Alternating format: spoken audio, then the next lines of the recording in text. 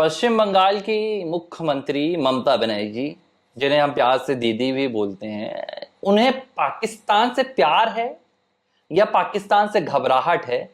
ये इस वक्त का सबसे बड़ा सवाल हो गया है। सवाल क्यों हुआ है उसकी वजह पहले बता देता हूं, फिर इस पे भी बात करेंगे कि आखिर प्यार है कि घबराहट है। 10 जून को पश्चिम बंगाल की विधानसभा में एक प्रस्ताव आना था। इस प्रस्ताव को लेकर चर्चा थी कि यह प्रस्ताव पहलगाम की घटना और इसके बाद ऑपरेशन सिंदूर पर होगा। जब प्रस्ताव आया तो जो सोचा गया था धारा उसके एकदम विपरीत बह गई।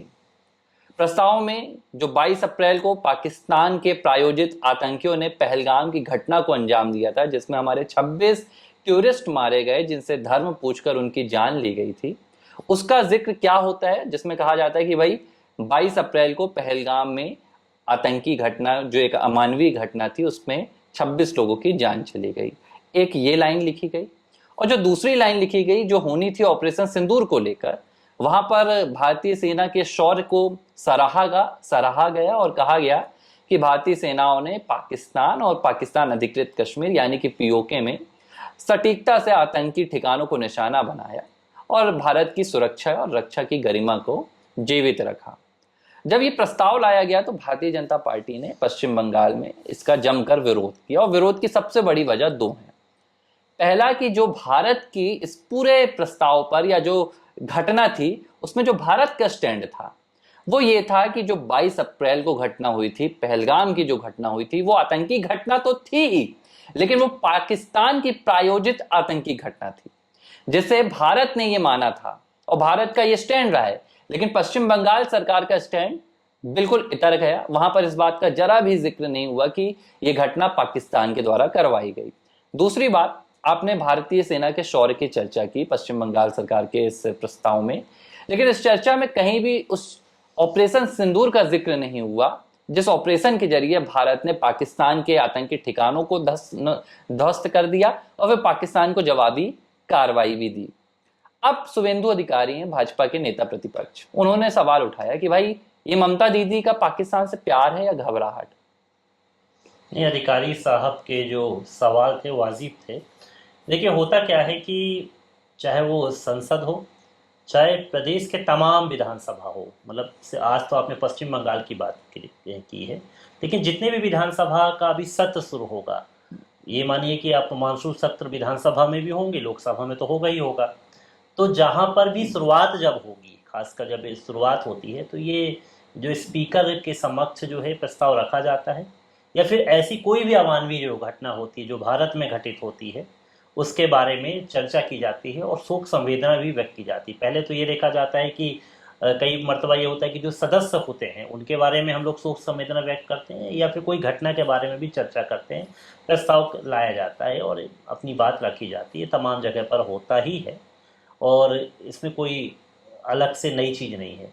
लेकिन किस तरह से और किस व्यापकता के साथ और किस मतलब एक रंगत के साथ अपनी बात रखी जाती है विधानसभा में, वो मायने रखता है।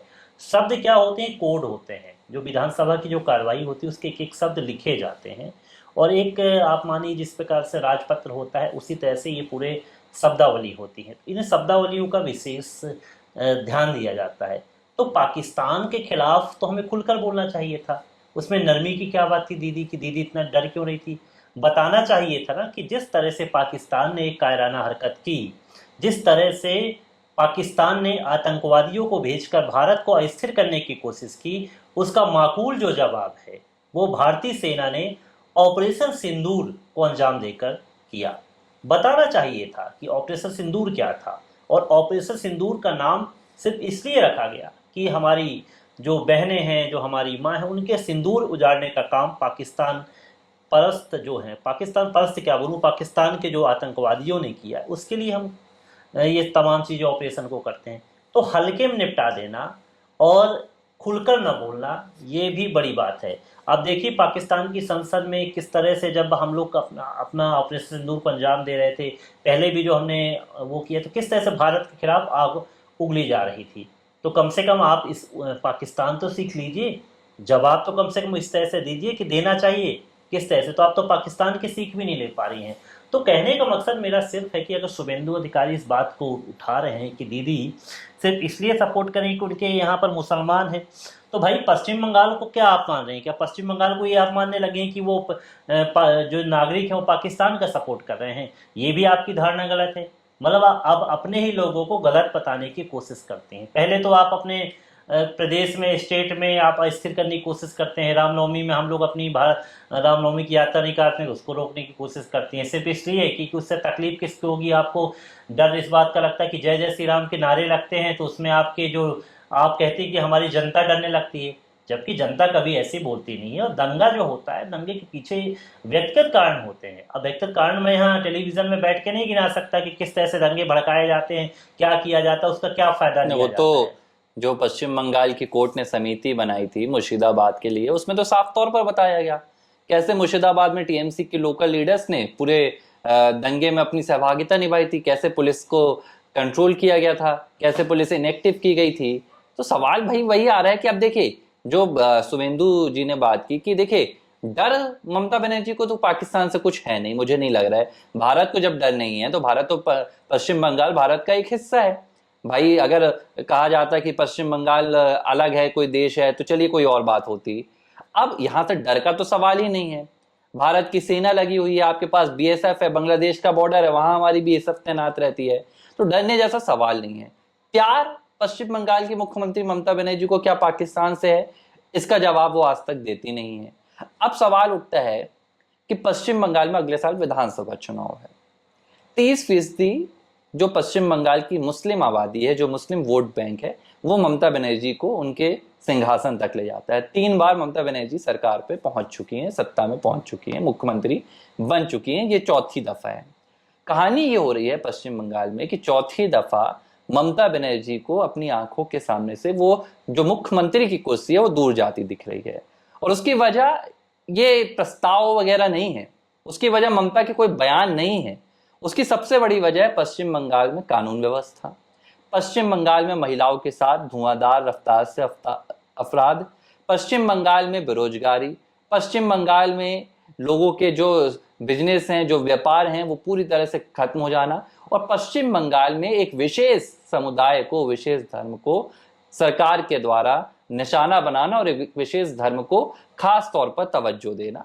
जनता मन बना के बैठ चुकी है कि अब पश्चिम बंगाल में सत्ता परिवर्तन होना है। और ये बात ममता बनर्जी को कई रिपोर्ट्स भी धीरे धीरे बता रही हैं, जिसमें उनसे साफ तौर पर कहा गया है कि इस बार जो रिपोर्ट आ रही है, जो जनता का मूड है, वो ये है कि पश्चिम बंगाल में सत्ता बदल रही है। अब इस बीच ममता बनर्जी को क्या लग रहा है कि कैसे भी करके ये जो 30% आबादी है, इसमें से 2-5% भी कम नहीं होना चाहिए। ममता बनर्जी की ये सोच है, जबकि पूरे देश में ऐसे कई मामले निकलकर इक्का दुक्का अगर छोड़ दिया जाए तो पूरा देश पाकिस्तान के खिलाफ था। ओवैसी जैसे जो प्रो मुस्लिम लीडर हैं, उन्होंने भी जाकर पाकिस्तान की वहां पर खिलाफत की, मुस्लिम वर्ग एकजुट हुआ और उसने पाकिस्तान के खिलाफ आवाज उठाई। सलमान खुर्शीद को आप देख लीजिए, कांग्रेस के नेता हैं। आप गुलाम नबी आजाद को देख लीजिए, जम्मू कश्मीर के पूर्व सीएम है, मुस्लिम है। सभी ने एक सुर में कहा, तो कहीं ये बात नहीं आई कि मुस्लिम पाक के समर्थन में है। लेकिन ममता ये नैरेटिव बनाकर रखती हैं पश्चिम बंगाल में, जहां वो ये अपनी जो अल्पसंख्यक उनकी आबादी है, उसे ये बात बताई जाती कि जो देश की सरकार है, जो भारतीय जनता पार्टी है, जो राइट विंग की सरकारें हैं, ये आपके खिलाफ रहे, ये आपकी कहीं भी आपकी समर्थन में नहीं खड़ी होती हैं, और उनकी विचारधारा को कहीं ना कहीं बदला जाता है। कहा जाता है कि हम जो हैं, हम आपके समर्थन में खड़े होते हैं। तो ये माहौल बनाया जाता है कि जहां अपनी देश की सरकार को कमजोर और बगल वाले देश को कहीं ना कहीं जोड़कर देखा जाता है। तो ये माहौल बनाया गया कि भाई पाकिस्तान भी मुस्लिम देश है, आप भी मुस्लिम देश हैं, तो हम आपके लिए पाकिस्तान के खिलाफ नहीं बोलेंगे। नहीं, ये धर्म के साथ जोड़ के रखती हैं ना इन लोग बताते हैं कि आप जो है ना आप जी नहीं पाएंगे अगर बीजेपी की सरकार यहाँ पर आ गई, और ये जो हिंदू हैं आपको काट डालेंगे, मार डालेंगे, ये तमाम चीज़ें जो है मन में भरी जाती है।